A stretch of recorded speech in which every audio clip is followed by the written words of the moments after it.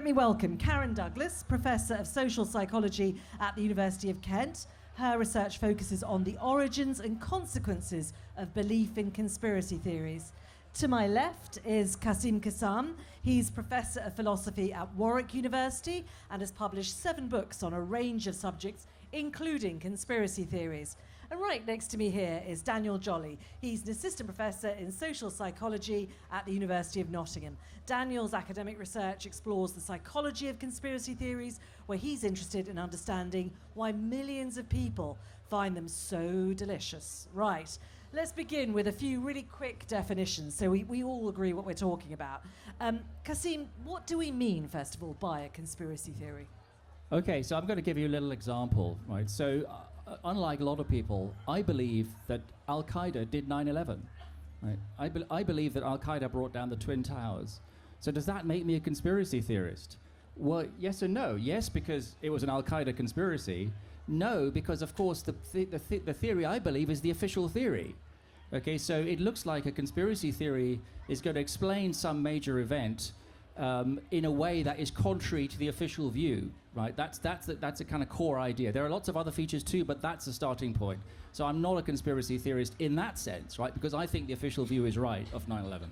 So if you're mainstream, then that's kind of okay. And then what's the weirdest conspiracy theory that you've come across?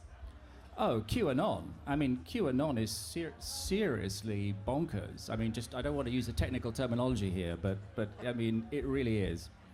Just give us a quick, what the definition of QAnon?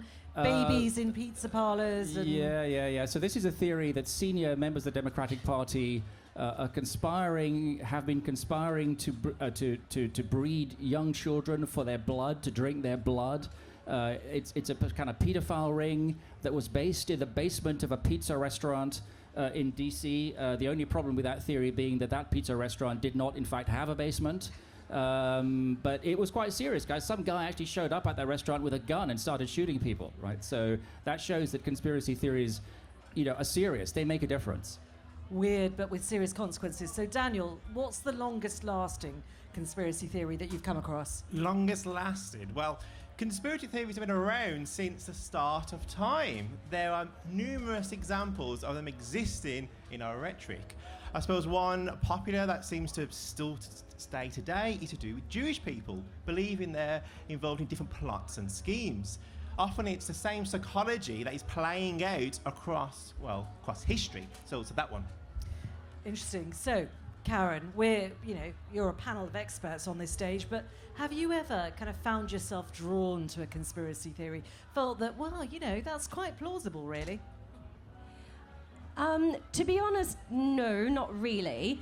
But that doesn't mean that I don't find them interesting. And I know we're probably going to talk a little bit about the psychology of conspiracy theories somewhere down the line, but I do sympathize with people who believe in conspiracy theories because they're often drawn to conspiracy theories to try to find knowledge and to find answers when things are uncertain or they have particular psychological needs that are not necessarily being satisfied. So I do sympathize with conspiracy theories and theorizing in general, and don't like to pathologize these sorts of beliefs, but I'm sure we're going to get into this a little bit more anyway. So Karen sympathizes. Daniel, why do you think people actually believe in conspiracy theories? In a way to make sense of the complex world that we find ourselves in. Every significant event, if you think about them, they always have a conspiracy theory associated. A terrorist attack, rapid political change, a key issue such as climate change. There's always conspiracy theories. And the reason is sense-making, trying to make sense of that complex world. Because often a conspiracy can, often a simple explanation. They can be quite complex, so it's not an overarching example, but it offers kind of some reassurance. Oh, this is what's happened. This bad thing has happened, this terrorist attack, but it's been caused by the government or a group of people who you do not like. That can offer some reassurances, and it can make yourself feel better. So for me, it's making sense of the complex world. Quassim, is that the main reason, do you think? So I think that conspiracy theories are really all about the politics. So if you think about the most notorious conspiracy theory of all time, it's something called the Protocols of the Elders of Zion, right? So that's an anti-Semitic conspiracy theory that was promoted by the Nazi, goes back to the early part of the 20th century, right? So if you say to me, look, there's this guy who believes in the protocols of the elders of Zion, like, why is that? I think I want to say, because he's a fucking racist, right? I mean, that's what I'd want to say. I mean, so you can't really understand people's commitment to these conspiracy theories without understanding what the background political agenda is. Like, why does Alex Jones in the States believe the conspiracy theories he believes in? Well, because there's always a political agenda, right? You know, for example, being against gun control. So what do you do if you're a conspiracy theorist? You're against gun control, but there's a massive school shooting, like at Sandy Hook. Well, you say it never happened, right? So what I want to say is the psychology is important, but there's also the politics. So it's the politics, and the politics. So, Karen, I'm going to bring you in with the psychology then. Perhaps a political agenda, perhaps people wanting a simple explanation in a complicated world. Who do you think is drawn to conspiracy theories from a psychological point of view? Yeah, of course. Well, the research does suggest that people are attracted to conspiracy theories when they have particular psychological needs that are not necessarily being met. So we would say that there are three types of psychological needs. The first one we would say is epistemic. So people are looking for knowledge, they're looking for certainty, they want answers. So when something has happened that's really quite important, and a lot of the time we're drip-fed information and we don't always know exactly what's happened straight away, we're looking for those answers. So we might look to conspiracy theories in the absence of other explanations. And the second set of psychological needs we would say are existential. So people don't like to feel that they don't have power, they don't like to feel unsafe, so they might look to conspiracy theories in a way at least to try to explain, or attempt to explain what's going on, what's happening, so they might want to feel better even though it doesn't necessarily work. And the final set of needs we would say are social needs, and people basically want to feel good about themselves and the groups that they belong to.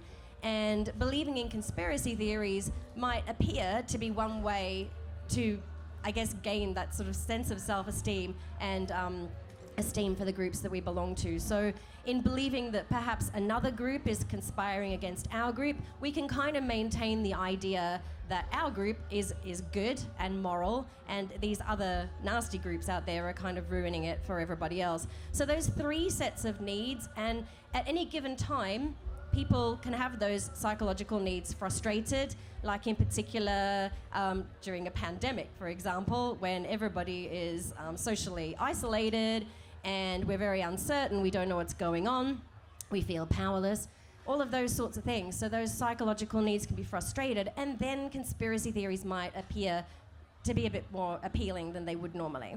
So, Daniel, is this an opportunity for everyone in this room, in this tent, to feel a little bit superior? I mean, do intelligent people believe in conspiracy theories? So it's interesting the link between, well, think about intelligence, so particular education.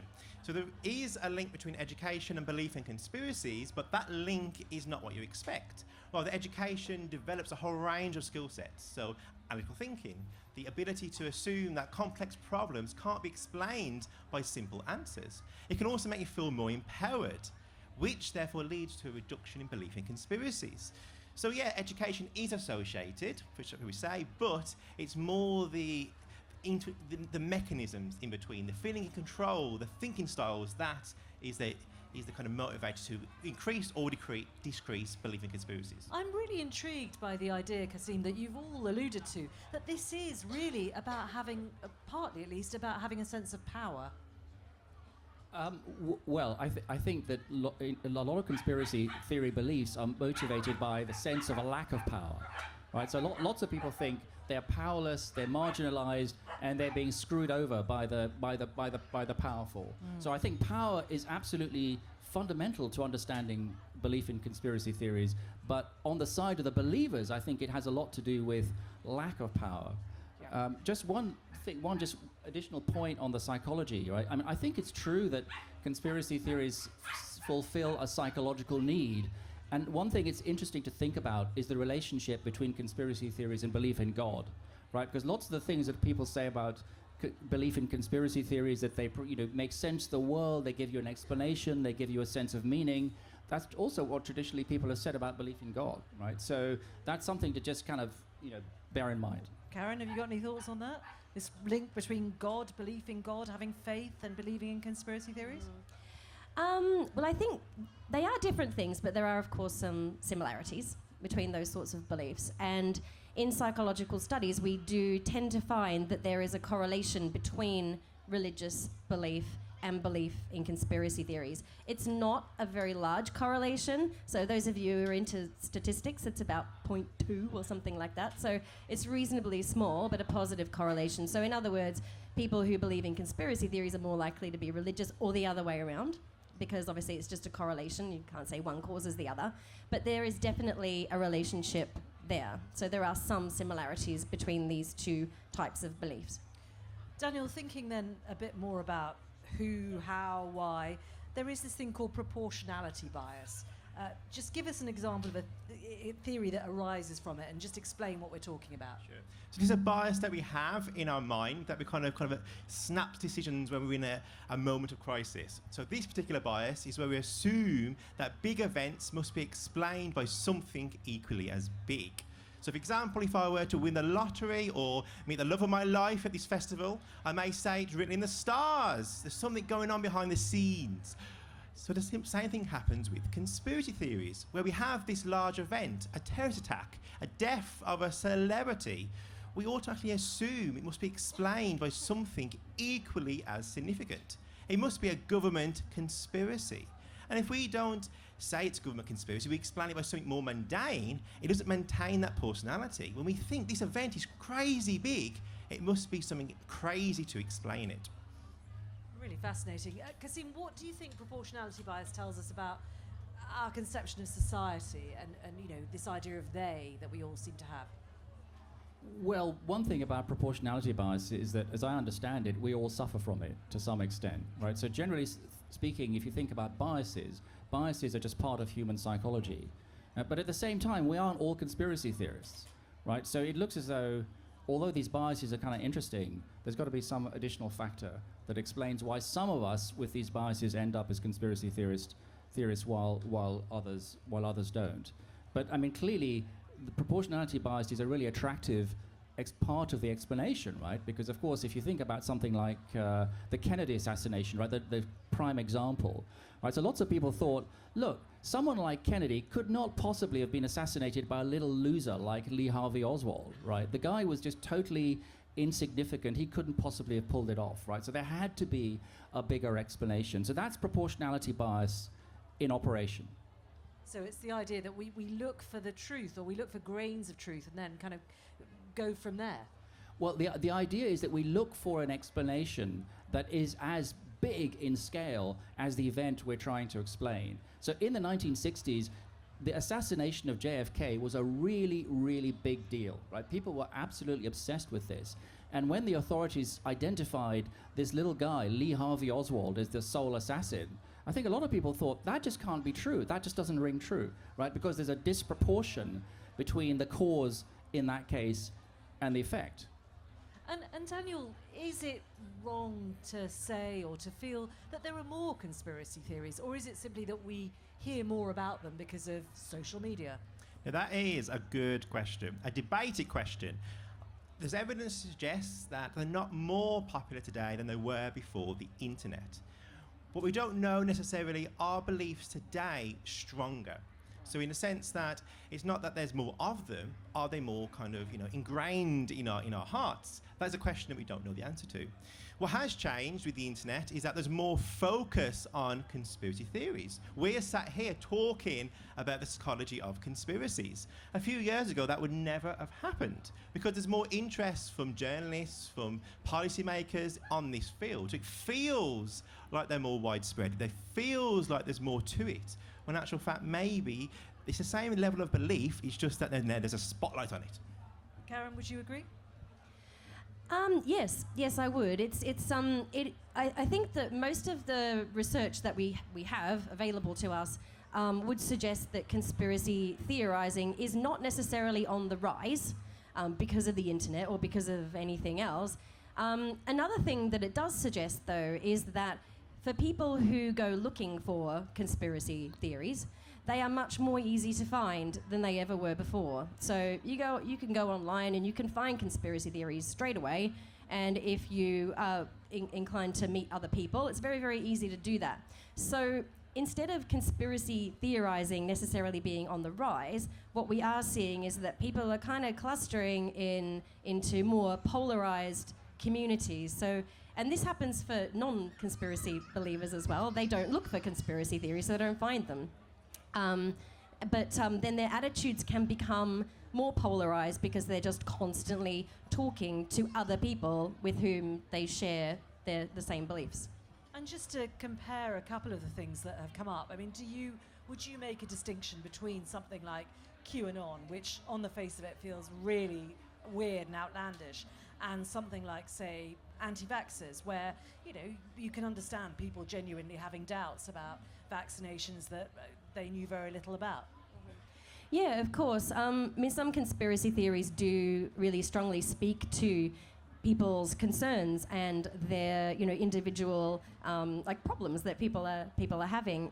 Whereas others, perhaps like QAnon, kind of seem more outlandish, more kind of strange. And you do see in polls, for example, that you'll find more people who will doubt a COVID vaccine and believe in a conspiracy theory about a COVID vaccine than you will who believe in QAnon or lizard aliens or that Elvis is still alive or whatever. Because they do, I guess, You mean speak... Elvis isn't still alive? I wish. No. So, yeah, they kind of... I guess they do vary in terms of their plausibility, but a lot of conspiracy theories do. But I would say, and I don't know if we're going to get onto this at some point, but I would say that conspiracy theories like QAnon and anti-vax conspiracy theories are both a concern for society, because as we've seen, people have been acting on their beliefs in the QAnon conspiracy, and we saw a load of people storm the Capitol building in Washington based on these sorts of beliefs. And of course, people who believe that vaccines are, you know, they don't work and this is being hidden from us, or that they contain microchips or whatever, people who have those sorts of beliefs are not likely to have a vaccine. And then all of a sudden you have a population where not enough people are vaccinated. So I would say that even though they kind of vary in their plausibility, and in terms of how many people might be likely to endorse these sorts of beliefs, in general, those two that you've mentioned are both quite problematic, in my opinion. Quassim, if we're talking about challenging conspiracy theories, then how important is it to distinguish between the seriousness, the severity, the grain of truth between conspiracy theories? I think if we're going to challenge conspiracy theories, we need to do it in a kind of respectful way. I think we should acknowledge that sometimes there are genuine concerns that underpin this. I mean, I don't know how many of you have been following the whole OxyContin saga in the States, right? A massive scandal about the marketing by a pharmaceutical company in the US of, you know, very, very dangerous pain-killing drugs. Now, obviously, if you think about anti-vaxxers, right? I mean, if they say to you, listen, you know, anyone who knows about the history of the pharmaceutical industry in the States has good reason to be skeptical about what they tell us, right? So in that case, I think it would just be really unfair to just say to them, you don't know what you're talking about, right? I mean, there's a genuine reality there that these theories are responding to. There are other cases, there are other theories like, you know, QAnon, maybe some others, where there isn't a genuine reality in the same way that these theories are responding to. So we need to distinguish, right, between conspiracy theories and conspiracy theories, but at all times actually begin with the kind of idea that people generally believe things because they think they have good reasons to believe them, right? I mean, so if you're really serious about finding out why somebody believes something, you actually need to talk to them in a serious way and try to engage with their own perspective and try to work out what's driving them. Not just going in there all guns blazing and saying this is a load of crap. I mean, that's just no way to talk to anybody, right? Daniel, I keep coming back to QAnon because it is very current and I think it's one we've all probably heard about a bit, but there are these extraordinary catchphrases that you see on social media, that you know, loads of video clips around of people chanting them. Just tell us a bit about that and why those catchphrases are so important. So I suppose with QAnon, it's that sense of community. So we've not mentioned yet is that social exclusion, being ostracised, are predictors of belief in conspiracies. So if you're feeling kind of left out, you may be more prone to believe in conspiracies associated with all the things we talked about. So of course, with a movement like QAnon, you have that community element where you may be talking to like-minded people. So having these sayings and having that community element online and in person will be, I imagine, quite empowering. So what are some of the catchphrases? I can't even think, like Save the children. Save the children, yeah, the steel, wasn't it, as well? Yeah. All things that kind of help that person's identity as, that supporter. When they, they felt lonely, maybe, they felt ostracised, suddenly they feel part of that community, which I think is something else that's really important to acknowledge. Karen, that use of catchphrases psychologically quite important. I think, people will find it easier to remember information, and if something is catchy and it's easy to digest and easy to read and you see it a lot, then that can be reinforcing. So it's common in psychology that if you see, something multiple times, then that is going to obviously be more familiar to you, and you're perhaps on some occasion going to believe it more as well. So basic repetition is quite important, and we do see it a lot in conspiracy theorizing. Making things stick. So coming back to a point you made at the beginning, Quassim, about the political power of conspiracy theories, QAnon was used to great effect. Are there others also that in the same way have stuck? I mean, you talk about QAnon first a little bit.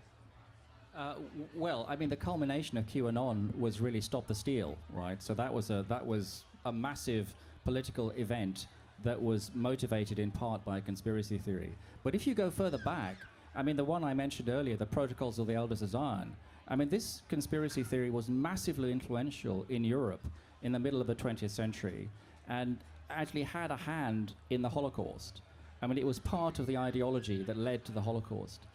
It was something that led to anti-Semitic pogroms in many places in Europe, right? And yet it's a kind of absurd, nonsensical theory, a kind of made-up theory, which continued to have such influence. And in fact, the Nazis insisted that the protocols were taught as history in history classes. And to this day, the protocols are cited as fact by the constitution of Hamas in the Middle East, right? So we're not talking about, stuff that is just a bit of fun or a bit of entertainment. We're talking about something that has actually led to the extermination of millions of people, right? These theories are complicit in these exterminations, and this is true in other parts of the world as well. The Rwandan genocide, genocide, if you think about genocide, there's almost always in genocide the idea that the people who are being wiped out are conspiring against us. That's why they deserve it, right? So that's there you really get down to the heart of the matter, the heart of the harm of these theories.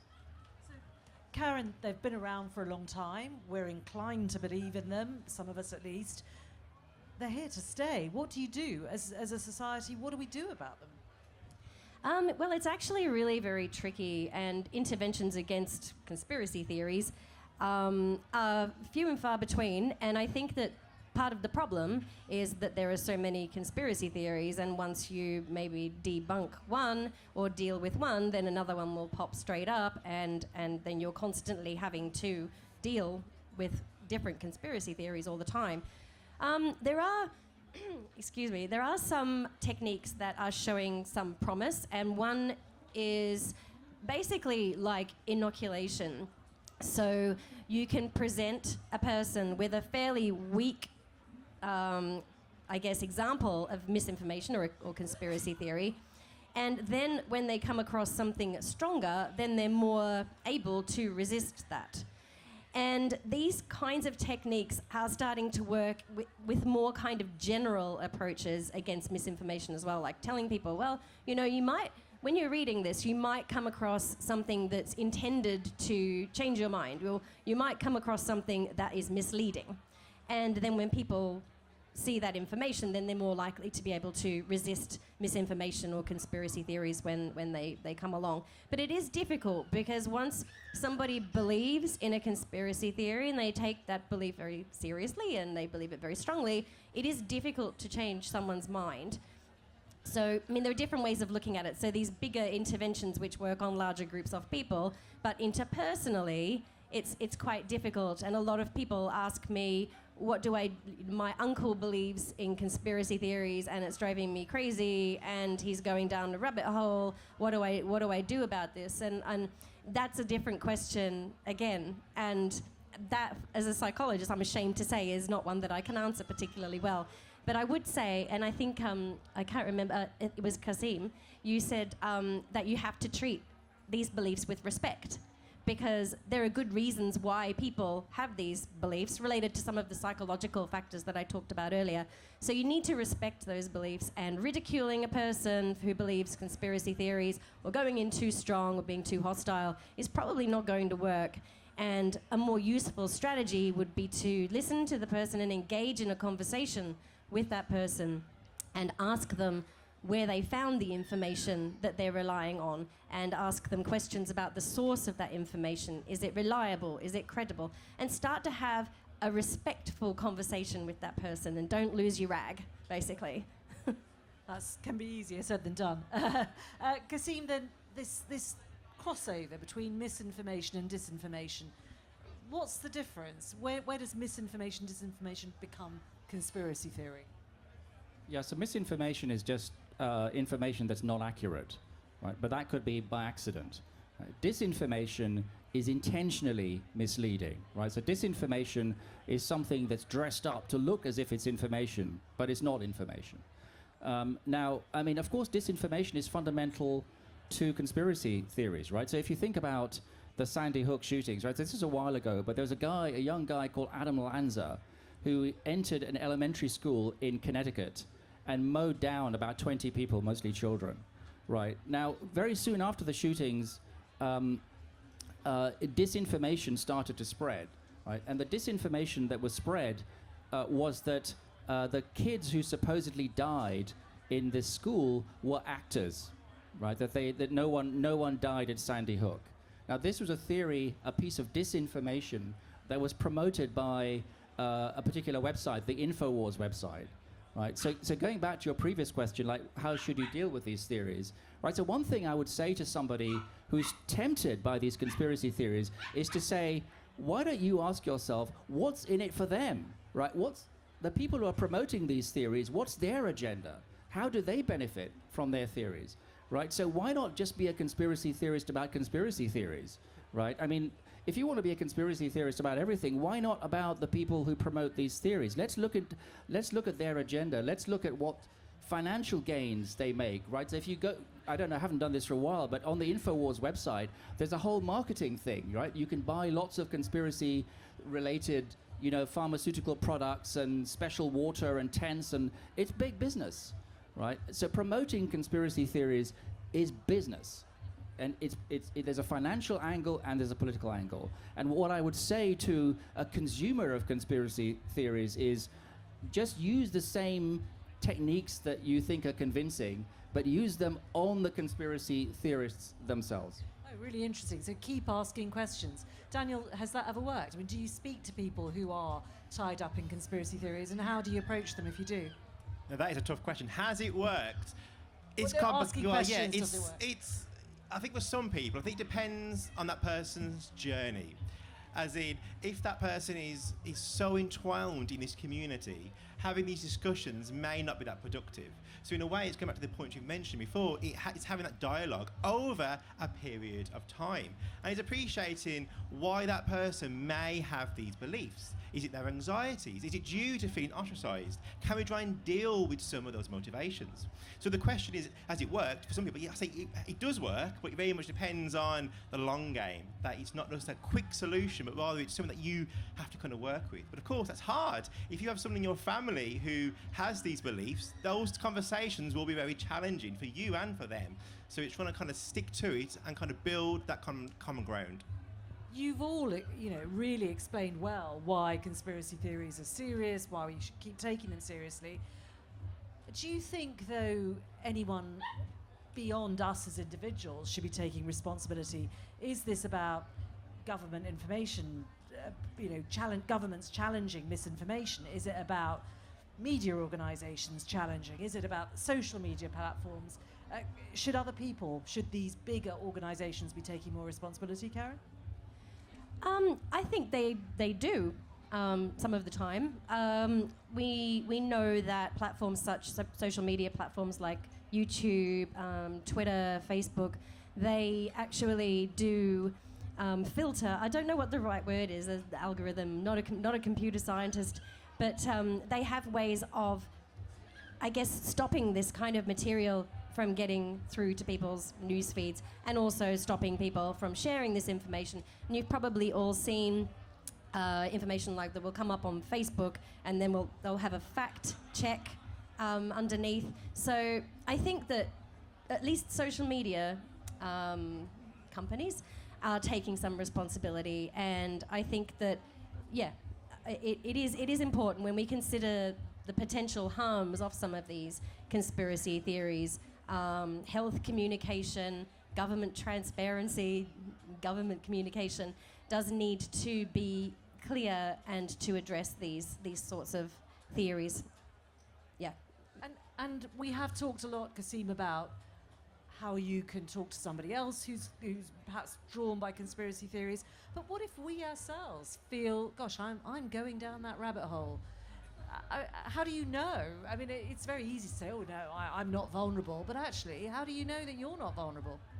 Well, one of the interesting things is that very few conspiracy theorists actually see themselves as conspiracy theorists, right? They don't think they're going down any rabbit hole. They just think they're just looking at the facts.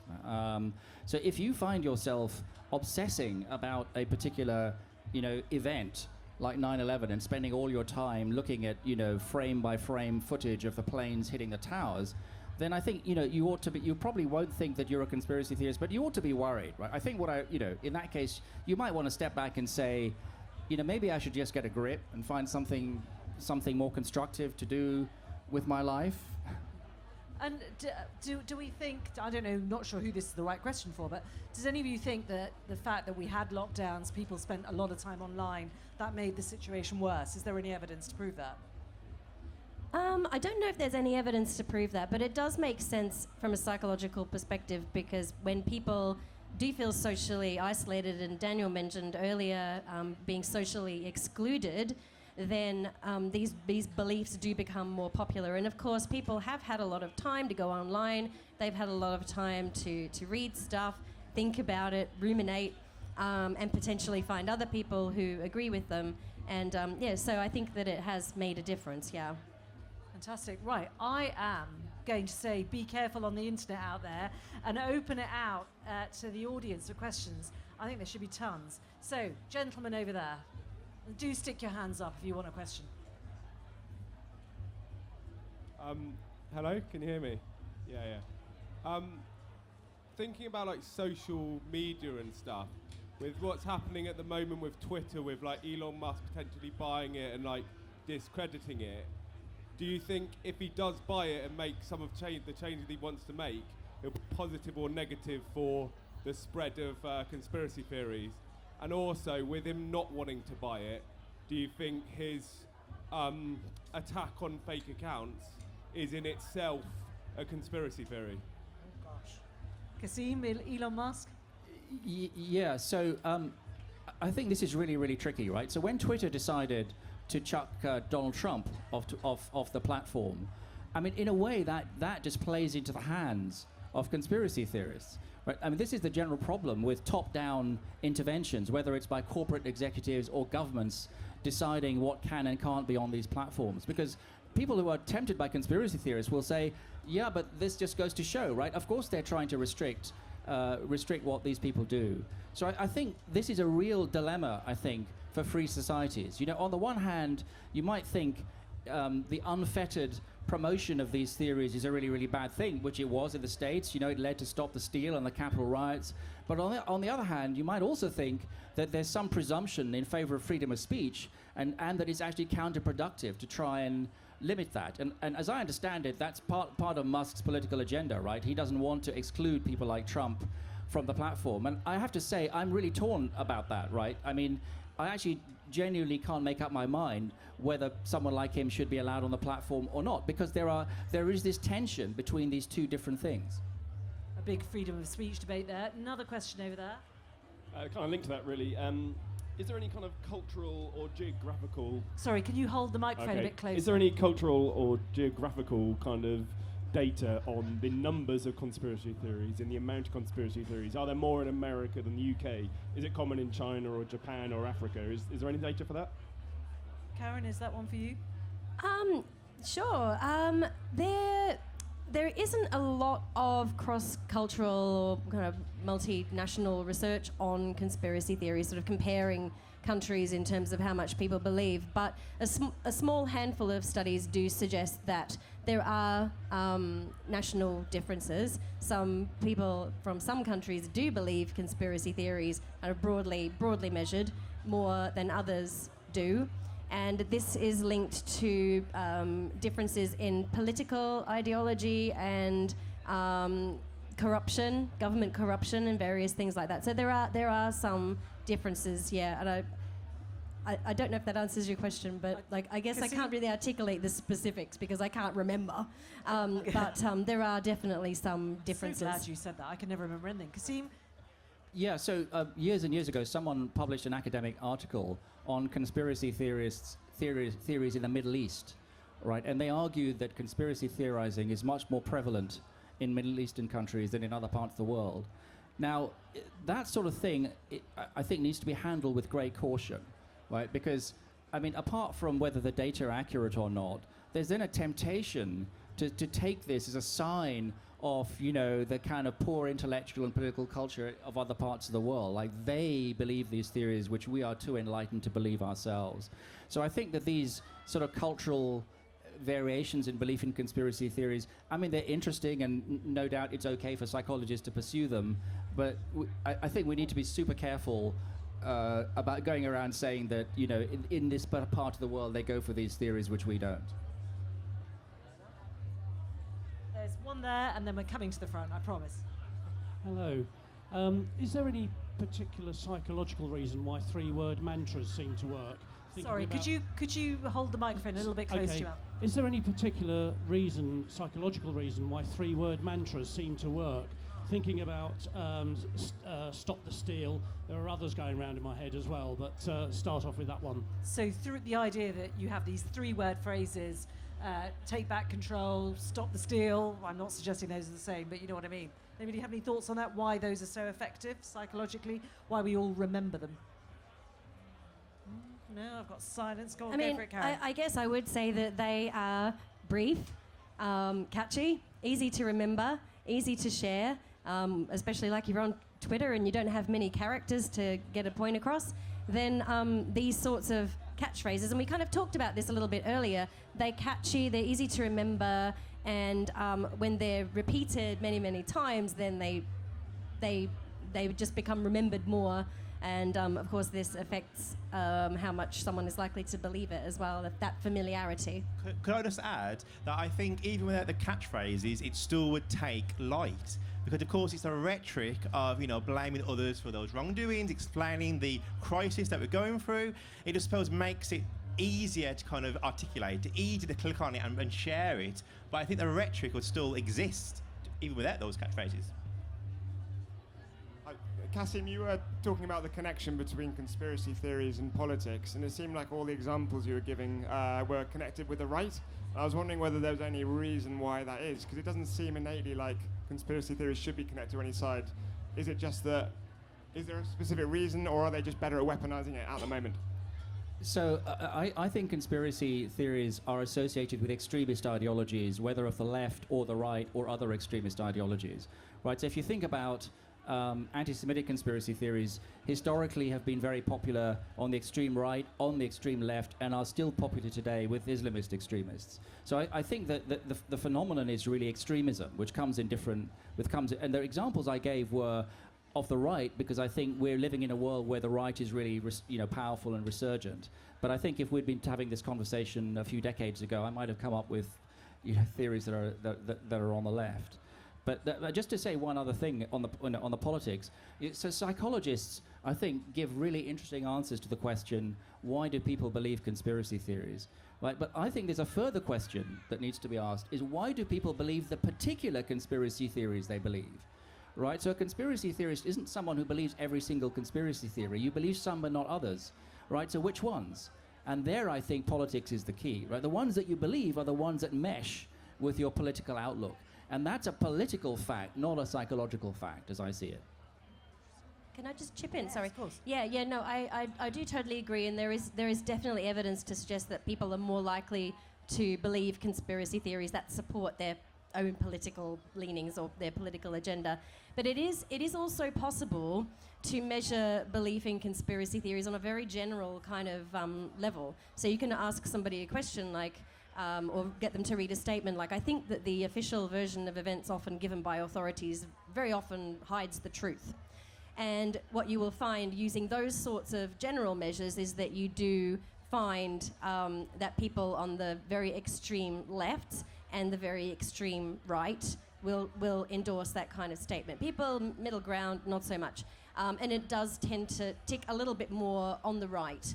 But nevertheless, it is the political extremes who will endorse those sorts of more general notions of conspiracy. Thank you. Another question. What do you think the effect of censorship on social media of this kind of conspiracy theory misinformation is having? And do you think the phenomenon of conspiracy theories is growing or fading with the severity of the pandemic? Daniel, do you want to take that one? Absolutely. So I think with the censorship, it very much, people just move platforms. When things are banned on Twitter or accounts are removed, they don't stop their beliefs. They don't stop talking about their beliefs. They just move to a different channel. For me, it's always kind of based around the psychology, and just by censoring someone isn't going to work. So for me, I think it's important that there's a space for people to ask questions and to navigate the information. So rather it's more around critical thinking abilities, being able to digest complex information and kind of work through it. So you're not just banning people on one platform knowing they're going to go to something different. And with the COVID point, it's hard to say with the decrease. I think it's very much kind of staying the same, as in there's more interest in this area now, which I think is important, but I don't necessarily believe the beliefs themselves have necessarily increased even more so. Another question over there. Hi, hello. I'm just wondering if any of you has had experience with someone who was a conspiracy theorist and who now isn't anymore, and like what changed their mind, and like just what was their story, I guess. Oh, someone who changed their mind, gave up on it all.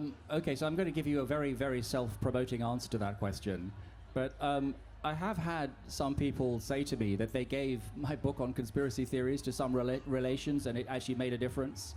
And when I asked them, so what in particular made a difference to them, they said that the one argument in the book that their friends found, or the relations found really interesting and new to them, was this being a conspiracy theorist about conspiracy theories, right? Asking the question, what's in it for them? How do they benefit? And lots of the people who wrote to me about this said that's something that their conspiracy theory friends had never really thought about, and now it had opened up a new avenue of thinking for them. Fantastic. Another question there.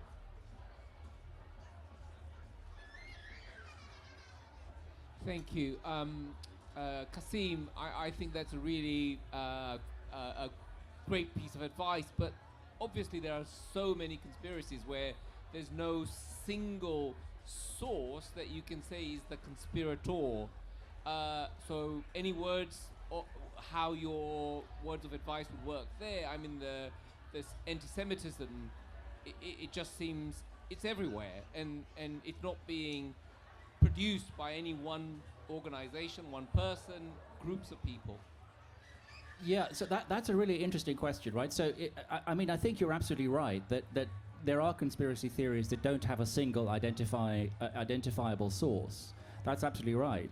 And so in that case, I think you have to think not so much in terms of source in the sense of individuals promoting them, but source in the sense of what's the background ideology that's sustaining these theories, right? So I want to say, in the case of your example of anti-Semitism, I mean, there's a background extremist ideology that's keeping that going. Although, having said that, in that a particular example, there actually was an identifiable person who came up with the protocols of the Elders of Zion. Just as in a lot of these cases, you can identify individuals, but I think the point you're making is a good one, which is that, we don't want to over-personalize this. It is a matter of thinking about broad political, ideological trends, and not just, that person peddling that theory for his own reasons. I mean, that's important, but that's not all there is to it. There's another question over there. Great talk. I really appreciated it. How do you distinguish between genuine alternative theories and conspiracy theories? Because in the early days of the pandemic, I remember when Trump was kind of saying, look, this has come from a lab in Wuhan, and everyone was like, conspiracy, conspiracy. And then people start to take that more and more seriously. So in this day and age when the official theory given by governments is often shown not to be a fact, how do you then distinguish conspiracy from just alternative theories? Quassim.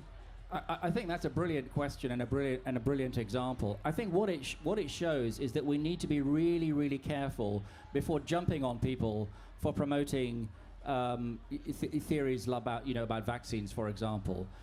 Because as you point out, I mean, some of these theories that were condemned straight away as being completely bogus conspiracy theories, now people say, well, maybe there was something in them, right? So if you say, okay, so then tell me in general, how do you distinguish between them?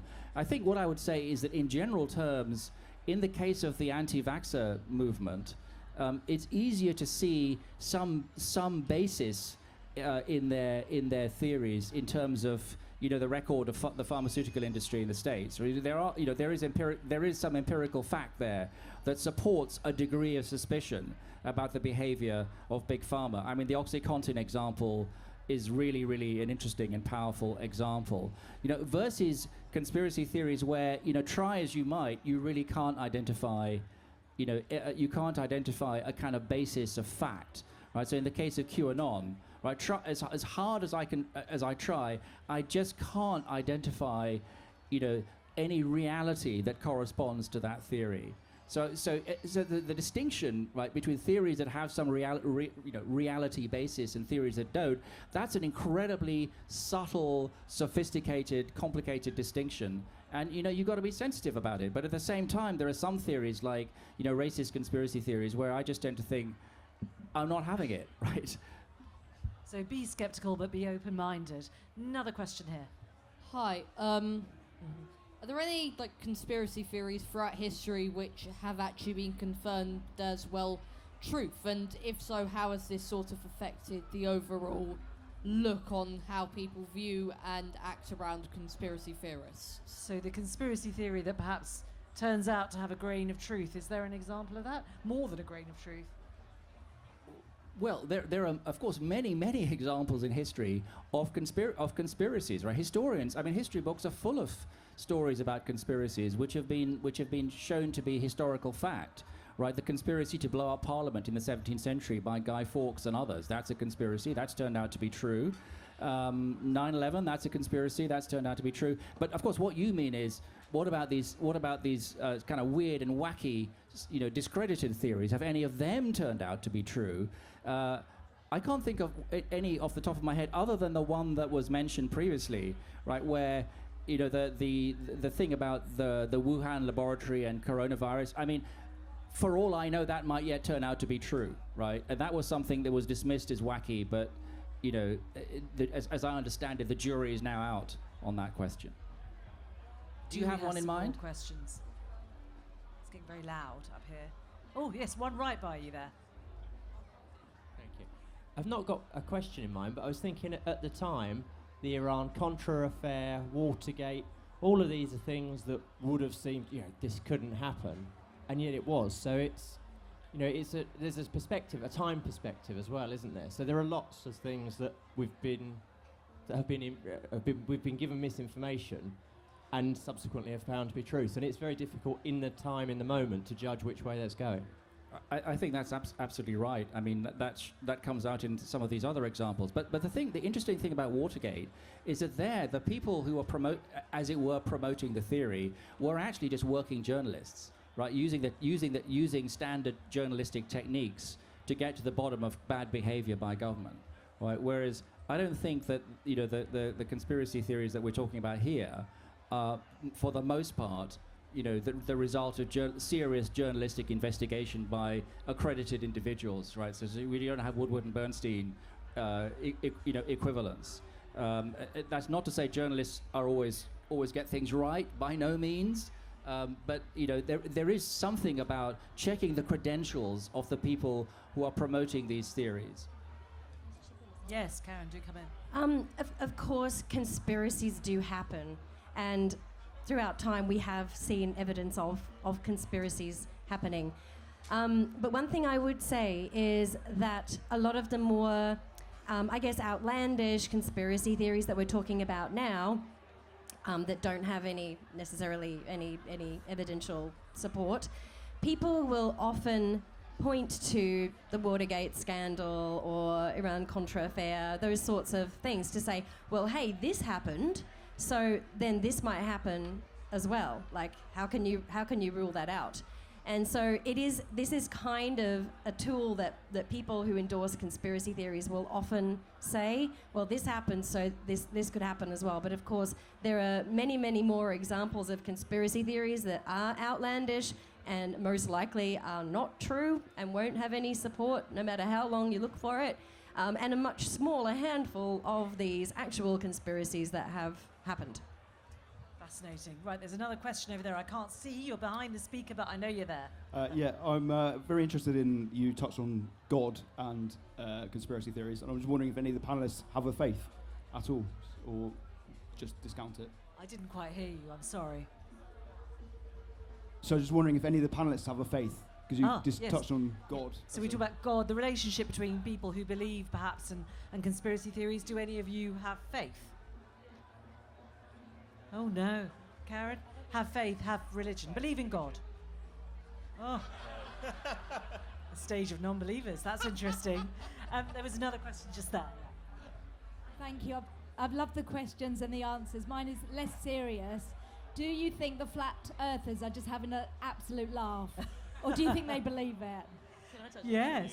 I love the flat earth conspiracy theory because I don't know if you can tell, but I'm from Australia. And a lot of people who believe in the flat earth conspiracy theory say that Australia doesn't exist and that anyone who says they know anyone from there or they've been there themselves is lying to you and they're in on a gigantic conspiracy. So to me, I don't understand the flat earth conspiracy theory. It seems like a giant piss take. But it is there, and apparently a lot of people are buying into this. And I came across a really cute meme yesterday of a meeting of flat earthers at the Globe Inn in Swanage, and I loved that. Fantastic. Quassim? Yeah, so just one thing. We've talked a lot about belief, right? But, I mean, it's a really good question how you test whether somebody actually believes something. So one idea that a philosopher put forward in the 1920s was that a good test is whether someone would bet on their belief, right? So the more you would bet, the stronger your belief.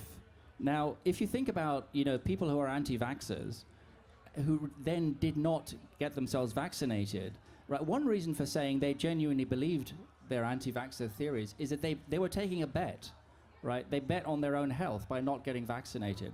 The guy who went to the pizza place in DC with a gun, right? He believed the conspiracy theory, right? Because he was willing to take a bet on it, right? So one question I'd want to ask, a flat earther would be, okay, so how much are you willing to bet on this?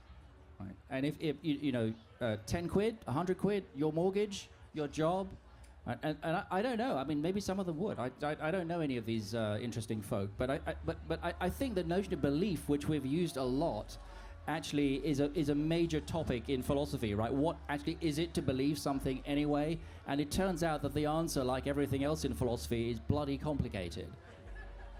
I think we've got time for one last question. And I saw a hand go up over there somewhere, or did I imagine it? Are we done? I think we're done then. That was a fantastic conversation. Thank you so much, Karen, Daniel, Quassim.